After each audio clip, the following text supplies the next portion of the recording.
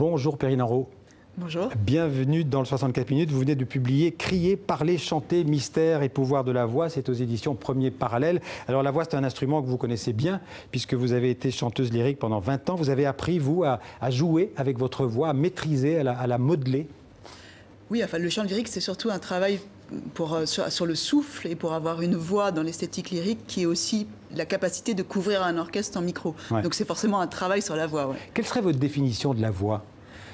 Ça, c'est une grande question que j'ai essayé justement de définir dans mon livre, parce que la voix, c'est à la fois le son émis par le larynx humain, mais c'est aussi forcément la parole, donc les mots qu'il y a dessus, et puis toutes les émotions qui véhiculent avec. Donc ça peut être un son qui porte un sens et un sentiment. Oui, on peut dire aussi que c'est un instrument à cordes et à vent, si on veut simplement se limiter à la technique. Ou en tout cas, la voix est produite par un instrument qui comporte des cordes et du vent. Oui. Alors vous écrivez dans le livre que le Lied, ces poèmes chantés en allemand, je vous cite, c'est l'art suprême de dire. Alors, on va écouter un extrait des Amours du poète de Robert Schumann, chanté par le baryton Dietrich Fischer-Dieskau.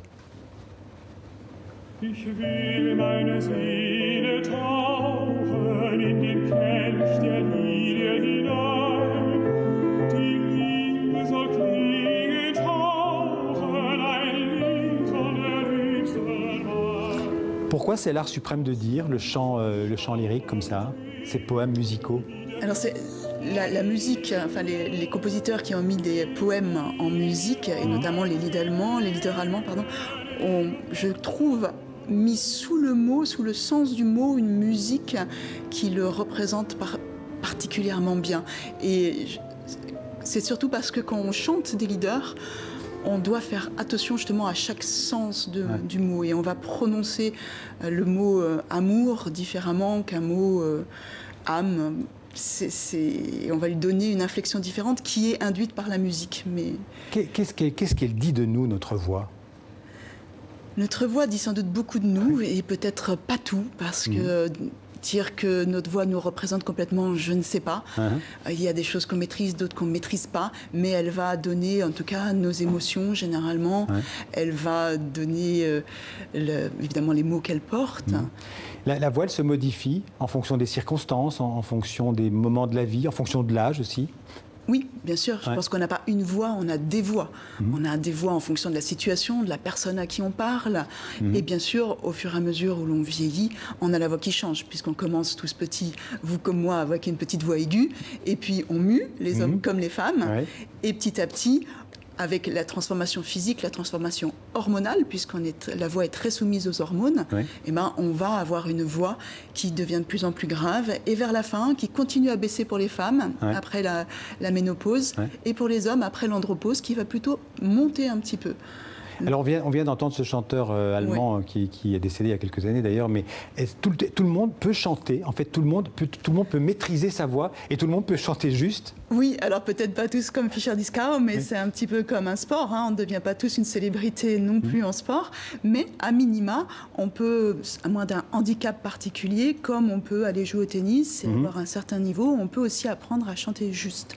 Et c'est à la fois une question d'oreille, mais ça se règle, ça s'apprend. Et puis après, une question de comment j'utilise ma voix pour être confortable dans des notes qui ne sont pas dans la voix parlée, et aussi comment je suis confortable avec des sons que je ne fais pas habituellement. C'est-à-dire que notre voix parlée est vraiment sur une petite tessiture, et on va forcément chanter de manière plus large. Vous le dites dans le livre très souvent, quand on entend sa voix enregistrée, d'abord on ne se reconnaît pas, et souvent on ne s'aime pas, on n'aime pas sa voix. Pour quelle raison ? Oui, majoritairement, en tout cas c'est ce que les gens répondent. Si on pose la question, ah ouais, non, c'est pas moi, c'est non, quelle horreur. Je pense parce qu'il y a une attente qui est déçue, c'est-à-dire qu'on entend notre voix, on est habitué à notre propre voix de l'intérieur, avec nos vibrations. Parce qu'elle résonne dans notre corps. Voilà, elle résonne à l'intérieur, elle résonne par nos os, ça arrive directement.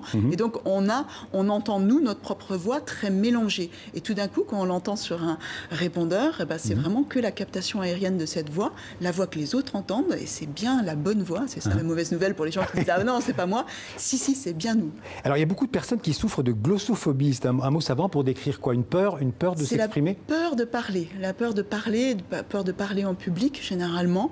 Mais oui, la phobie comme une peur, et glosso, c'est la Mais parole. c'est pas la peur d'entendre sa voix, c'est la peur de s'exprimer devant un public. C'est plutôt la peur de s'exprimer généralement devant un public large. Et donc peut-être de perdre le contrôle de sa voix aussi par la même occasion. Oui, il y a beaucoup de gens qui effectivement, dès qu'ils sont en situation de stress face à une personne, voire à beaucoup de personnes, ils vont avoir la voix qui tremble par exemple. Justement, vous êtes aujourd'hui coach vocal, c'est comme ça qu'on dit, je crois.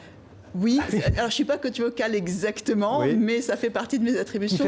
Qui fait appel à vous alors justement? Parce que je ne travaille pas que sur la voix, je travaille sur le dire d'une manière générale. Donc je travaille sur les mots, sur les idées, sur le texte, mais aussi sur la voix pour le dire, le corps pour le dire, et sur toutes les craintes qui nous empêchent de dire ce qu'on a à dire. Alors à la fin du livre, vous donnez toute une série de conseils, d'exercices à faire pour construire sa voix.